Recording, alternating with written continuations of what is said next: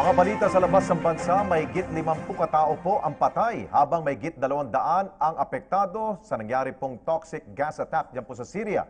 At North Korea, muling nagpakawala ng ballistic missile. Si Joyce Salamatin sa detalye. 58 tao ang patay habang mahigit 200 ang sugatan sa toxic gas attack sa Khan Shaykhun, Syria. Ayon sa Syrian Observatory for Human Rights, namatay ang mga biktima dahil sa suffocation. Sa ngayon ay patuloy na inaalam ng mga otoridad kung anong klaseng kemikal ang ginamit sa pag-atake. Una nang kinondena ng mga leader ng iba't ibang bansa ang malagim na pag-atake. Naniniwala rin ang mga analyst na si Syrian leader Bashar al-Assad ang nasa likod ng naturang insidente. Tiniyak naman ni British Foreign Minister Boris Johnson na makikipagtulungan sila sa Organization for the Prohibition of Chemical Weapons para mapadali ang investigasyon sa naturang toxic gas attack. Sa North Korea, muling naglunsad ng ballistic missile ang North Korea. 2 araw bago ang nakatakdang pakikipagkita ni United States President Donald Trump kay Chinese President Xi Jinping.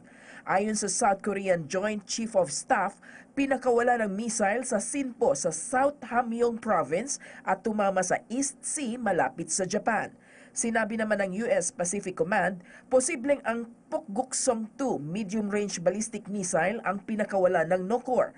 Agad naman nagpatawag ng emergency security meeting ang South Korea matapos ang insidente. Sa Africa, nahihirapan ang Tanzanian government na resolbahin ang child labor sa kanilang bansa.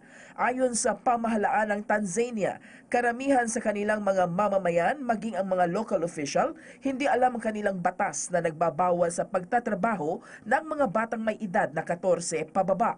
Dahil dito, patuloy pa rin ang pagtaas ng bilang ng mga kabataang lumiliban sa klase para magtrabaho lalo na sa mga mapanganib na gawain.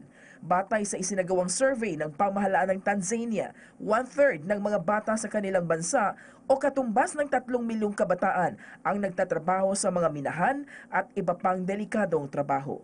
Para sa PTV News, Joyce Salamatin.